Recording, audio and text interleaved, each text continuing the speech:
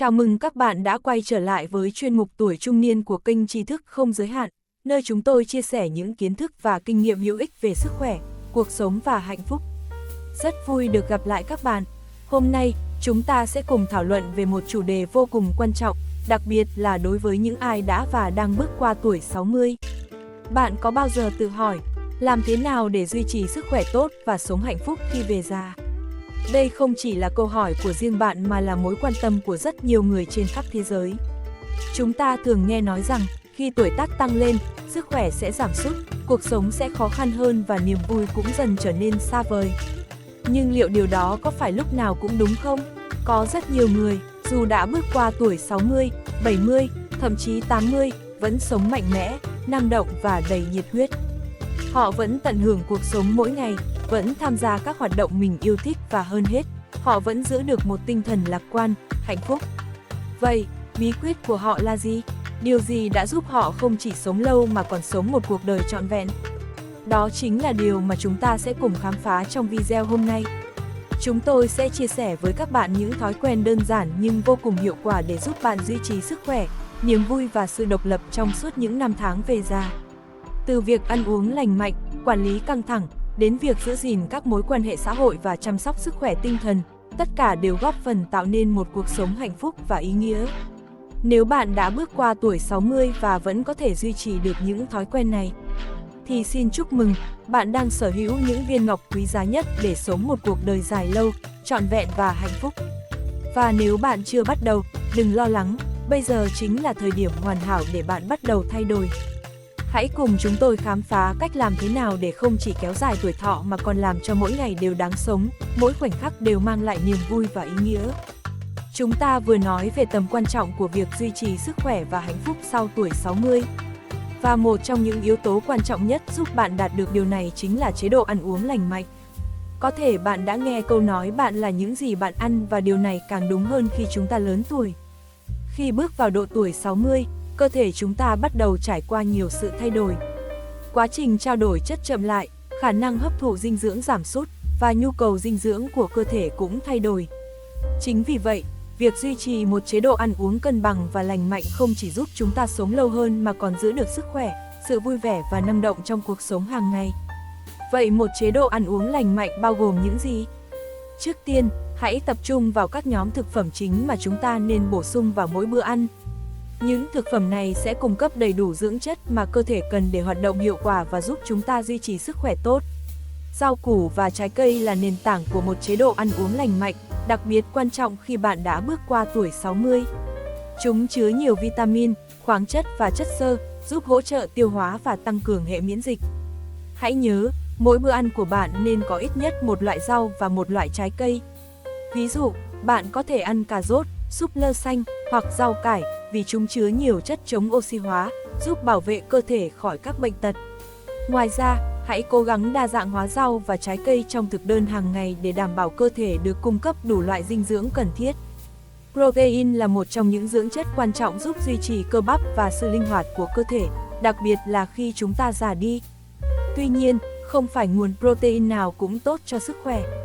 Để duy trì sức khỏe lâu dài, hãy lựa chọn các nguồn protein lành mạnh như cá, thịt gà, đậu, hạt và các sản phẩm từ đậu nành. Cá là một lựa chọn tuyệt vời vì nó không chỉ giàu protein mà còn chứa nhiều axit béo omega 3, loại chất béo tốt cho tim mạch và não bộ. Việc ăn cá ít nhất 2 lần mỗi tuần sẽ giúp bạn duy trì sức khỏe tim mạch và bảo vệ não khỏi sự lão hóa. Carbohydrate cung cấp năng lượng cho cơ thể, nhưng không phải loại nào cũng có lợi cho sức khỏe. Carbohydrate phức hợp có trong các loại ngũ cốc nguyên hạt như gạo lứt, yến mạch và bánh mì nguyên cám sẽ giúp cơ thể hấp thụ năng lượng một cách ổn định và duy trì mức đường huyết ổn định. Trái lại, bạn nên hạn chế các loại carbohydrate tinh chế như đường, bánh kẹo và đồ uống có ga vì chúng có thể làm tăng nguy cơ mắc bệnh tiểu đường và các bệnh liên quan đến tuổi tác. Chất béo là một phần quan trọng trong chế độ ăn uống, nhưng hãy chắc chắn rằng bạn đang tiêu thụ những loại chất béo tốt cho sức khỏe. Chất béo không bão hòa có trong dầu ô liu, dầu hạt cải, các loại hạt và quả bơ là những lựa chọn tuyệt vời. Chúng không chỉ giúp duy trì sức khỏe tim mạch mà còn hỗ trợ quá trình chống viêm và giữ cho da luôn khỏe mạnh. Trái lại, bạn nên hạn chế tiêu thụ chất béo bão hòa và chất béo chuyển hóa. thường có trong các loại thực phẩm chiên xào, thức ăn nhanh và đồ ăn chế biến sẵn. Những loại chất béo này có thể làm tăng mức cholesterol xấu trong cơ thể, gây nguy cơ bệnh tim và các vấn đề về sức khỏe. Nước là yếu tố không thể thiếu trong một chế độ ăn uống lành mạnh, đặc biệt là khi bạn lớn tuổi. Khi già đi, cơ thể sẽ có xu hướng mất nước nhanh hơn và khả năng cảm nhận khát giảm đi. Do đó, bạn cần chủ động uống đủ nước mỗi ngày, khoảng 8 ly nước tương đương với 2 lít. Nước không chỉ giúp điều chỉnh nhiệt độ cơ thể mà còn hỗ trợ tiêu hóa, giúp cơ thể hấp thụ dưỡng chất tốt hơn và đào thải các độc tố. Nếu bạn cảm thấy nước lọc quá nhạt nhẽo, hãy thêm vài lát chanh, lá bạc hà hoặc một ít dưa leo để tăng hương vị tự nhiên mà không cần thêm đường hay các chất tạo ngọt. Cùng với việc bổ sung những thực phẩm lành mạnh, bạn cũng cần chú ý đến việc hạn chế tiêu thụ muối và đường. Sử dụng quá nhiều muối có thể dẫn đến cao huyết áp, tăng nguy cơ mắc bệnh tim mạch và đột quỵ, trong khi đường có thể gây ra các vấn đề về cân nặng và bệnh tiểu đường.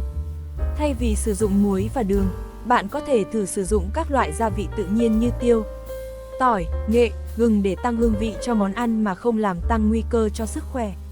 Một nguyên tắc quan trọng khác trong chế độ ăn uống lành mạnh cho người trên 60 tuổi chính là sự điều độ. Điều này không chỉ áp dụng cho số lượng thực phẩm mà bạn tiêu thụ mà còn cho cách ăn uống. Hãy ăn chậm, nhai kỹ và tránh việc ăn quá no trong mỗi bữa ăn.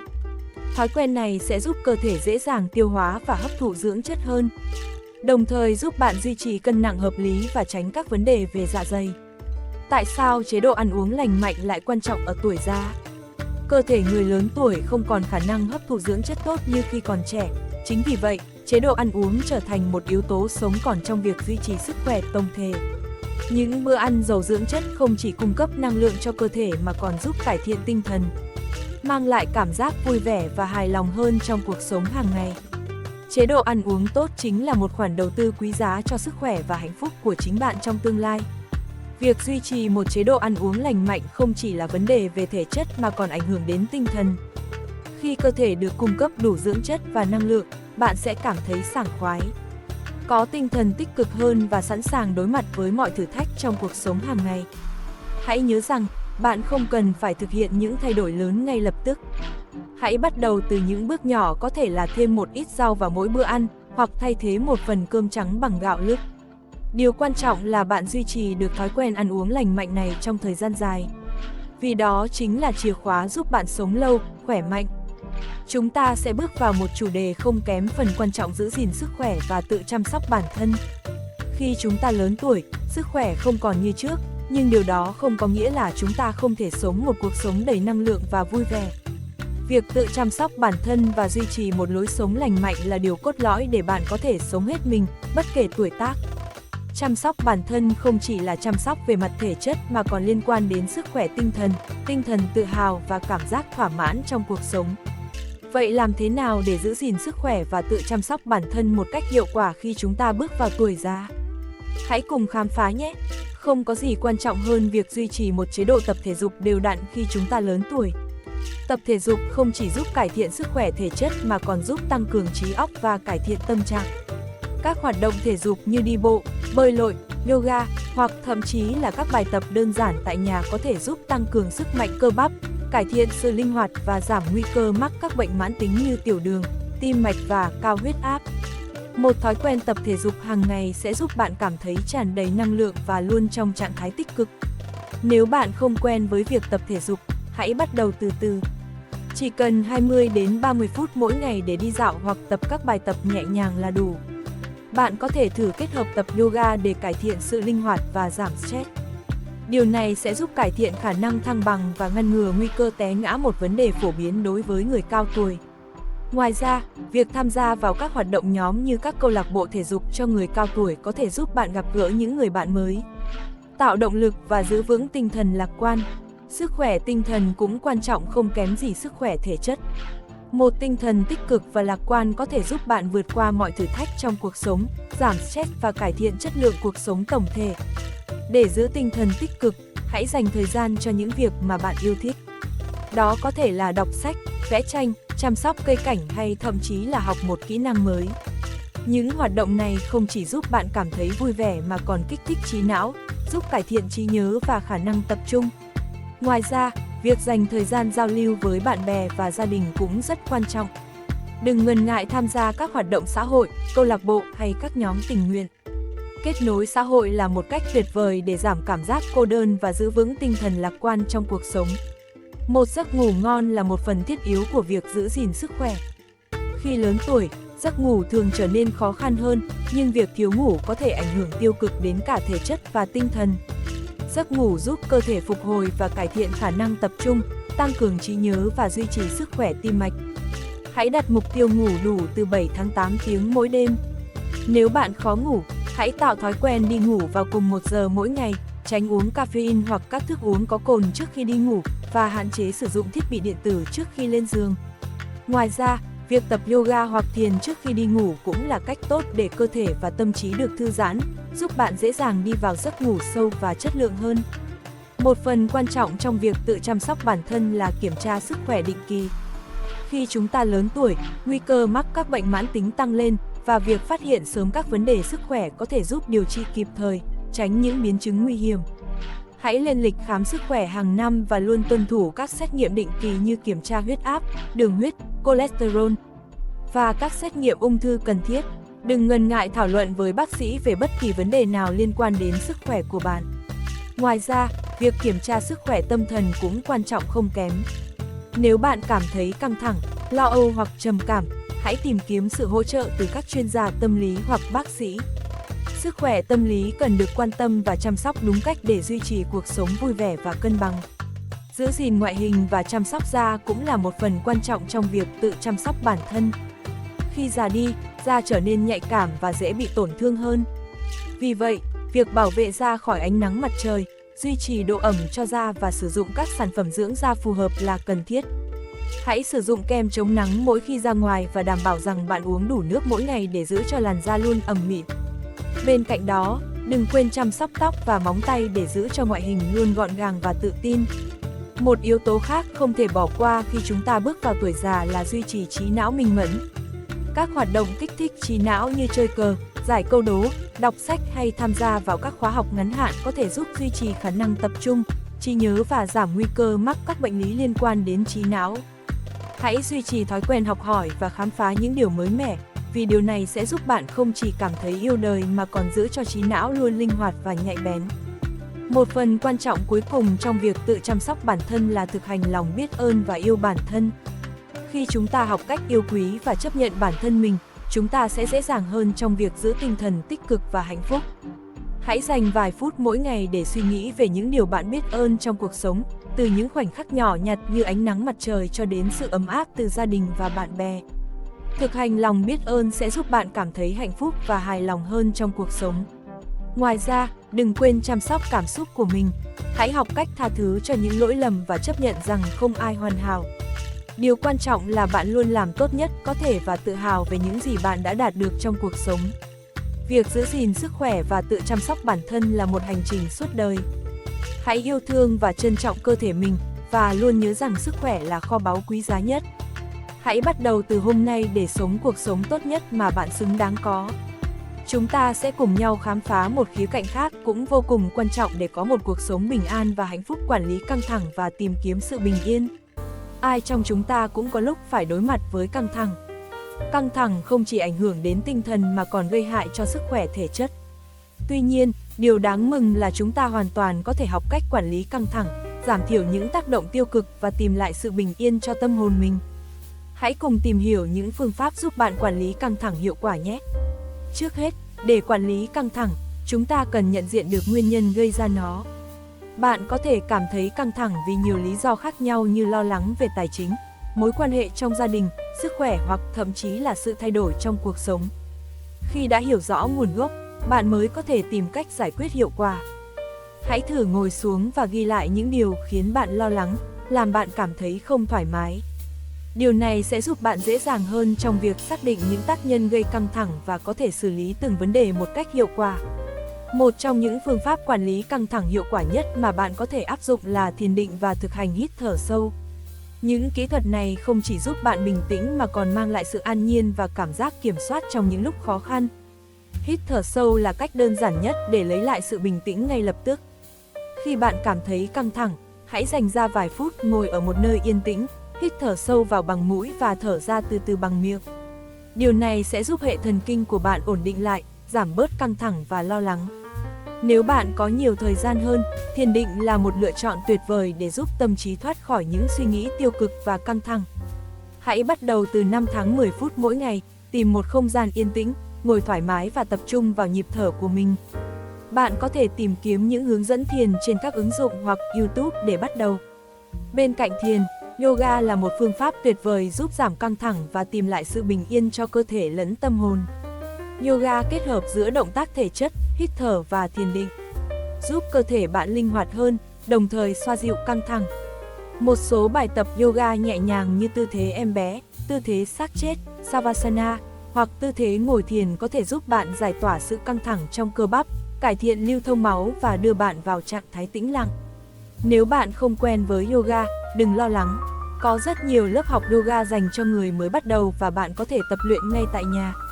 Ngoài yoga, các bài tập thể dục nhẹ nhàng như đi bộ, bơi lội hoặc đạp xe cũng có thể giúp giảm căng thẳng hiệu quả. Những hoạt động này không chỉ giúp cơ thể bạn khỏe mạnh mà còn tạo điều kiện để bạn thư giãn tinh thần, hòa mình vào thiên nhiên và giúp đầu óc trở nên minh mẫn hơn. Một trong những nguyên nhân phổ biến của căng thẳng là cảm giác bị quá tải vì công việc hoặc trách nhiệm. Để giải quyết điều này, bạn cần học cách quản lý thời gian một cách hợp lý. Hãy bắt đầu bằng cách lập kế hoạch cho từng ngày, ưu tiên những việc quan trọng và chia nhỏ những nhiệm vụ lớn để hoàn thành từng bước. Khi bạn đã có một lịch trình hợp lý, bạn sẽ cảm thấy kiểm soát được công việc của mình tốt hơn và giảm thiểu căng thẳng do áp lực thời gian. Hãy nhớ rằng, việc tạo thời gian cho bản thân thư giãn và nghỉ ngơi cũng quan trọng không kém công việc hàng ngày. Căng thẳng không nên được giữ kín. Việc chia sẻ cảm xúc của mình với những người thân yêu có thể là một cách tuyệt vời để giảm bớt gánh nặng tinh thần.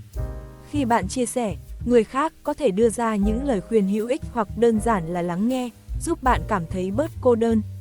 Hãy dành thời gian trò chuyện với gia đình, bạn bè hoặc thậm chí tham gia vào các nhóm hỗ trợ. Đôi khi, chỉ cần một cuộc trò chuyện ngắn ngủi cũng đủ để giúp bạn nhìn nhận vấn đề một cách rõ ràng hơn và tìm ra cách giải quyết. Nếu bạn cảm thấy quá khó khăn trong việc kiểm soát căng thẳng, hãy tìm kiếm sự hỗ trợ từ các chuyên gia tư vấn tâm lý.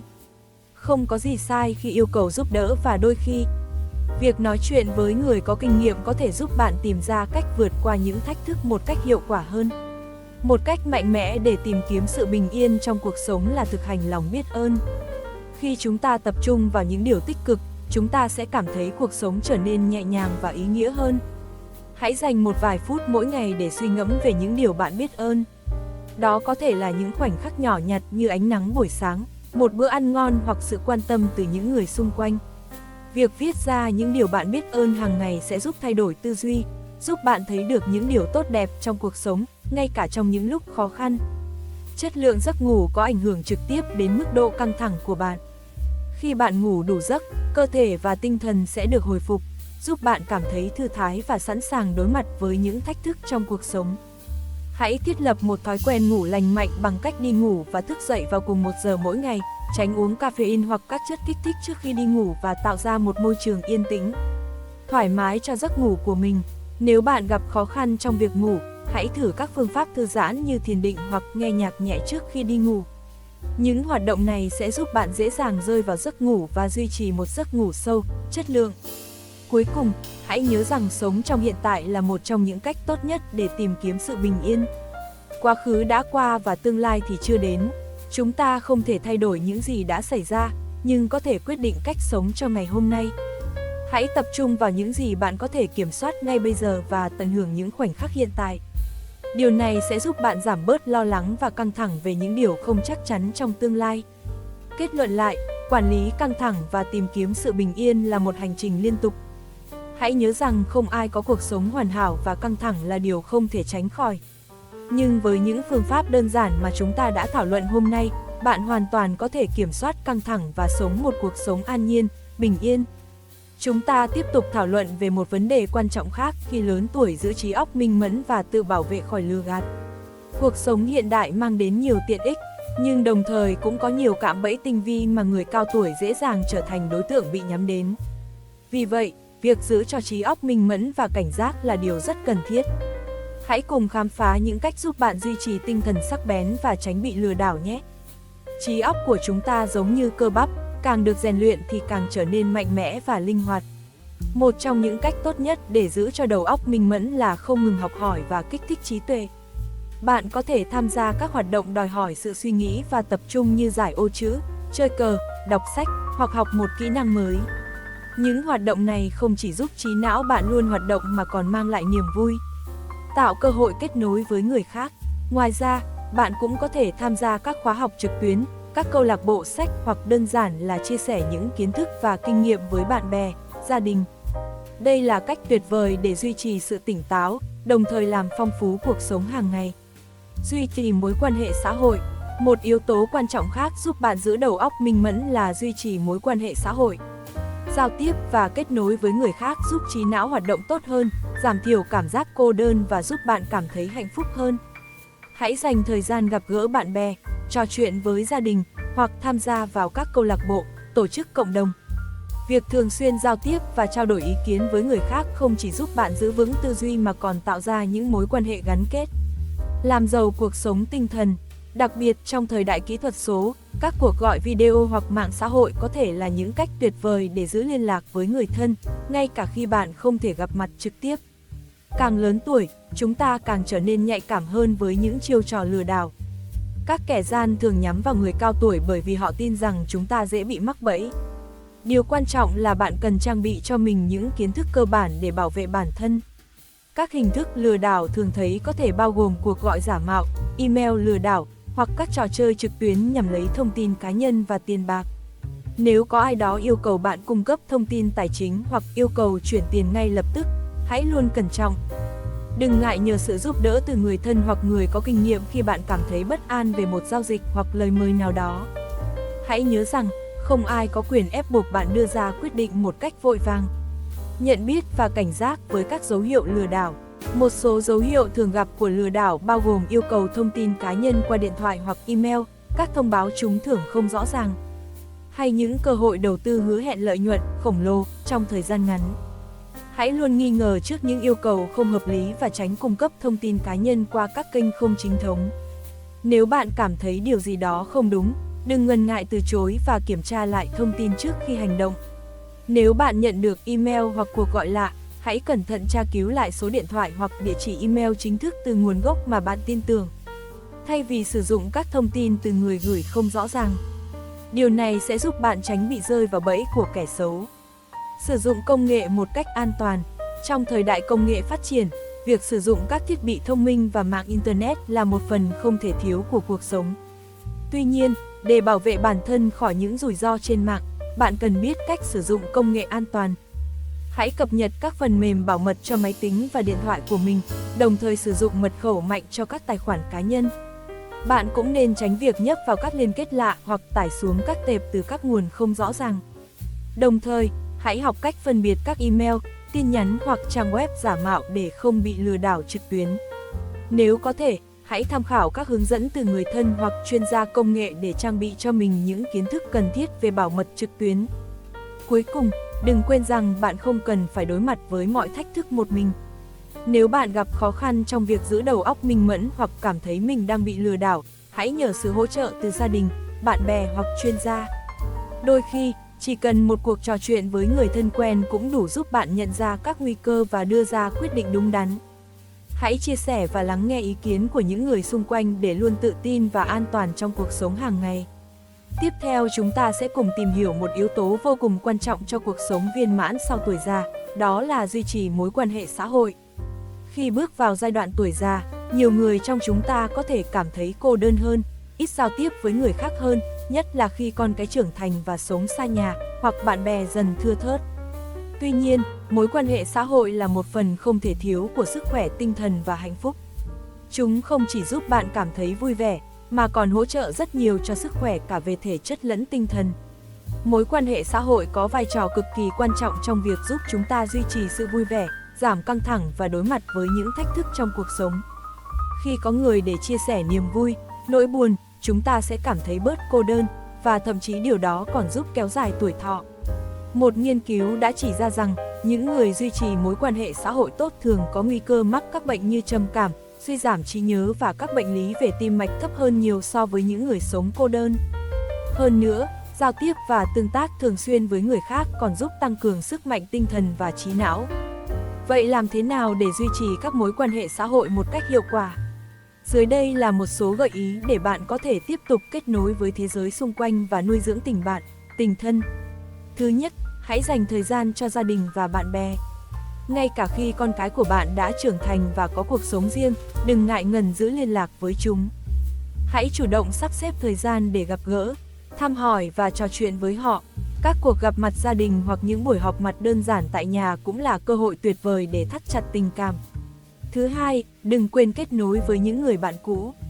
Nếu bạn đã lâu không gặp lại những người bạn thân thiết từ thời thanh xuân, hãy chủ động liên lạc.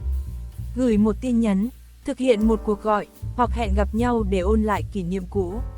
Những mối quan hệ này thường mang lại niềm vui và cảm giác an toàn trong lòng. Tham gia vào các hoạt động cộng đồng. Một cách hiệu quả khác để duy trì mối quan hệ xã hội là tham gia vào các hoạt động cộng đồng. Hãy thử tìm hiểu về các câu lạc bộ hoặc nhóm sinh hoạt tại địa phương của bạn, có thể là các nhóm đọc sách, câu lạc bộ yoga hoặc các hoạt động thiện nguyện. Những tổ chức này không chỉ mang lại niềm vui mà còn tạo điều kiện để bạn gặp gỡ, kết nối với những người bạn mới. Việc tham gia các hoạt động tập thể không chỉ giúp bạn mở rộng mối quan hệ mà còn làm phong phú thêm cuộc sống hàng ngày. Những cuộc gặp gỡ định kỳ hay các hoạt động chung sẽ mang lại cho bạn một cảm giác gắn kết, trở thành một phần của cộng đồng lớn. Trong thời đại hiện nay, công nghệ cũng đóng một vai trò quan trọng trong việc duy trì mối quan hệ xã hội. Đặc biệt khi các phương thức truyền thống như gặp mặt trực tiếp không phải lúc nào cũng khả thi. Nếu bạn sống xa gia đình hoặc bạn bè, hãy tận dụng các ứng dụng trò chuyện video như Zoom, Skype hoặc các mạng xã hội để kết nối với những người thân yêu. Chỉ cần một chiếc điện thoại thông minh hay máy tính bảng, bạn đã có thể dễ dàng trò chuyện, nhìn thấy khuôn mặt của con cháu, bạn bè, thậm chí là tham gia vào các sự kiện ảo cùng cộng đồng. Đừng ngại thử nghiệm công nghệ nếu bạn chưa quen thuộc với nó. Bạn có thể nhờ con cháu hoặc bạn bè hướng dẫn cách sử dụng các ứng dụng này. Một khi đã quen thuộc, bạn sẽ thấy rằng công nghệ thực sự có thể giúp kéo gần khoảng cách và duy trì sự kết nối. Kết nối với những người có cùng sở thích. Một cách khác để xây dựng mối quan hệ xã hội là kết nối với những người có cùng sở thích. Khi tham gia các nhóm hoặc câu lạc bộ theo sở thích, bạn sẽ gặp được những người có cùng đam mê, tạo điều kiện thuận lợi để chia sẻ và học hỏi lẫn nhau. Nếu bạn yêu thích nghệ thuật, âm nhạc, đọc sách hay thể thao, hãy tìm các nhóm phù hợp tại địa phương hoặc trên mạng. Những cuộc trò chuyện xoay quanh chủ đề mà cả hai bên cùng quan tâm thường dễ dàng và tự nhiên hơn, giúp bạn nhanh chóng tạo dựng được tình bạn. Ngoài ra, việc tham gia vào các nhóm này còn giúp bạn phát triển bản thân, học hỏi thêm nhiều điều mới và cảm thấy cuộc sống có thêm ý nghĩa. Mặc dù duy trì mối quan hệ xã hội là rất quan trọng, nhưng đừng quên rằng bạn cũng cần thời gian cho chính mình. Hãy luôn biết cách cân bằng giữa việc giao tiếp với người khác và thời gian chăm sóc bản thân. Nếu bạn cảm thấy mệt mỏi hay cần không gian riêng để thư giãn, đừng ngần ngại nghỉ ngơi và dành thời gian cho chính mình. Điều này sẽ giúp bạn nạp năng lượng và chuẩn bị cho những cuộc gặp gỡ tiếp theo. Cuối cùng, để duy trì mối quan hệ xã hội, điều quan trọng nhất là đừng ngại mở lòng. Có thể bạn cảm thấy việc kết bạn hay duy trì mối quan hệ trở nên khó khăn hơn khi tuổi tác cao. Nhưng hãy nhớ rằng, bất cứ lứa tuổi nào, chúng ta cũng cần tình bạn, sự yêu thương và sự kết nối. Hãy cởi mở với những người xung quanh, dù họ là người mới quen hay những người bạn đã lâu không gặp. Chỉ cần một lời hỏi thăm, một câu trò chuyện đơn giản cũng có thể làm nên sự khác biệt. Cảm ơn các bạn đã đồng hành cùng tôi trong suốt hành trình tìm hiểu về cách duy trì sức khỏe và hạnh phúc sau tuổi 60. Đến đây, chúng ta đã đi qua nhiều khía cạnh quan trọng, từ chế độ ăn uống lành mạnh, giữ gìn sức khỏe thể chất, đến cách quản lý căng thẳng và xây dựng mối quan hệ xã hội bền vững. Mỗi phần đều đóng một vai trò đặc biệt trong việc đảm bảo cuộc sống viên mãn, cả về thể chất lẫn tinh thần. Tuổi già không phải là giai đoạn để chúng ta dừng lại, mà là lúc để chúng ta sống trọn vẹn hơn. Hãy nhớ rằng, dù tuổi tác tăng lên, cơ hội để cải thiện sức khỏe và tìm kiếm niềm vui trong cuộc sống vẫn luôn rộng mở. Những thay đổi nhỏ trong thói quen hàng ngày, như ăn uống lành mạnh, duy trì hoạt động thể chất và nuôi dưỡng các mối quan hệ xã hội, có thể mang đến sự khác biệt lớn. Quan trọng nhất, hãy luôn yêu thương và chăm sóc bản thân. Tự tạo cho mình sự bình yên trong tâm hồn, Tập trung vào những điều tích cực và đừng ngại mở lòng để đón nhận những điều mới mẻ. Tất cả những gì chúng ta đã nói đến không chỉ giúp kéo dài tuổi thọ, mà còn nâng cao chất lượng cuộc sống, và đó chính là chìa khóa để sống vui, sống khỏe sau tuổi 60. Tôi hy vọng rằng những thông tin và lời khuyên trong video này đã mang đến cho bạn nguồn cảm hứng để thực hiện những thay đổi tích cực trong cuộc sống của mình. Hãy nhớ rằng hành trình chăm sóc sức khỏe không chỉ là trách nhiệm của một cá nhân mà còn là hành trình đầy yêu thương mà chúng ta dành cho bản thân và những người xung quanh. Cảm ơn các bạn đã dành thời gian lắng nghe và theo dõi. Đừng quên nhấn like, đăng ký kênh và chia sẻ video này nếu bạn thấy hữu ích. Hẹn gặp lại các bạn trong những video tiếp theo, nơi chúng ta sẽ tiếp tục khám phá thêm nhiều chủ đề thú vị về sức khỏe và cuộc sống.